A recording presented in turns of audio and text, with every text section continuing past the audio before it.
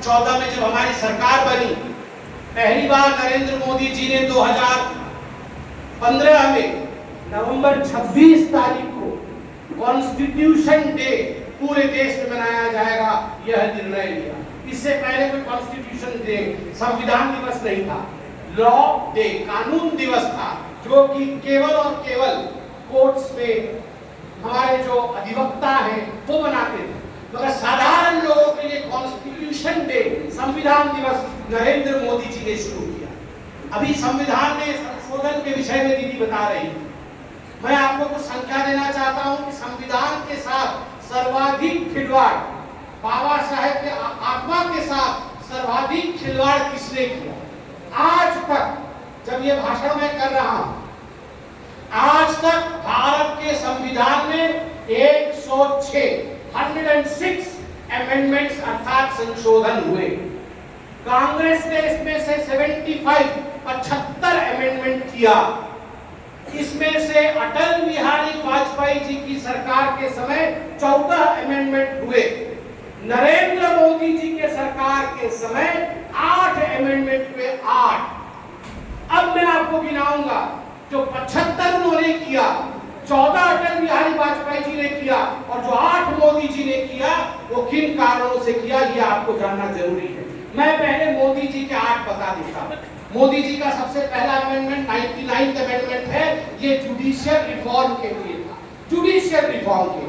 100th amendment ये दूसरा amendment था, और यह था डिप्लोमेटिक ट्रीटी, जो बांग्लादेश और भारत के बीच में जो डिप्लोमेटिक ट्रीटी हुई थी, लैंड बाउंड्री एग्रीमेंट, ये डिप्लोमेसी के लिए था।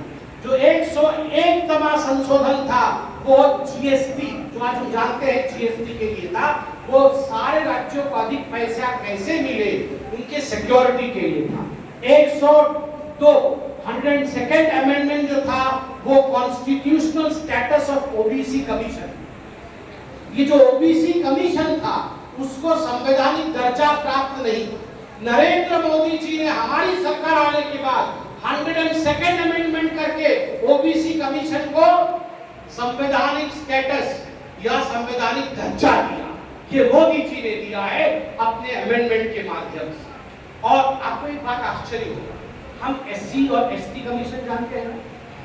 ये एससी एसटी कमीशन कब बना, कोई बता पाएगा? विश्वनाथ प्रताप सिंह जी की सरकार, ये कांग्रेस की सरकार ने नेशनल एससी एसटी कमीशन नहीं बनाया। विश्वनाथ प्रताप जी की सरकार ने एससी एसटी के लिए सोचकर जो रेजिग्नेशन बाबा साहेब ने दिया था, बाबा साहेब ने उसमें लिखा था कि कमीशन बनना चाहिए for the protection of the SC ST. आपने तो प्रॉमिस किया था कि ये एग्जीक्यूटिव बॉडी जो हमारी है, ये एक निर्णय लेगी और कमीशन बनाएगी, मगर अभी तक कमीशन क्यों नहीं बना है? मैं रिजाइन करता हूं।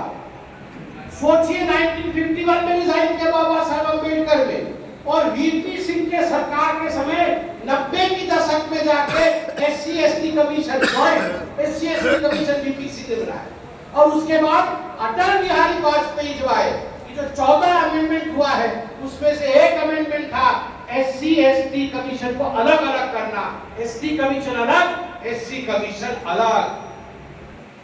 और ये ओबीसी कमीशन ये संविधान में नहीं था, दर्जा प्राप्त नहीं था, मोदी जी ने दिया। और ये राहुल गांधी हल्ला मचा रहे, ये हल्ला मचा रहे कि जाति का जनगणना करो, हम सबका न्याय करेंगे। अरे काहे का न्याय करोगे? 70-75 साल मिला तब तो तुम पिछड़ों को कह रहे थे फूल्स। जिसके पिताजी ने, ये जो राजीव गांधी है, आपको पता है, ये गांधी परिवार के तमाम जो सदस्य हैं, जितने भी नेहरू जी, इंदिरा जी, राजीव जी, सोनिया जी प्रधानमंत्री थी, और राहुल जी तो बनेंगे भी नहीं, तो जो भी है सदस्य, उनके जितने भी सदस्य हैं, उनके सभी सदस्यों में से उनके जीवन का सबसे लंबा भाषण गांधी परिवार ने दिया। सबसे लंबा भाषण राजीव गांधी का था। सब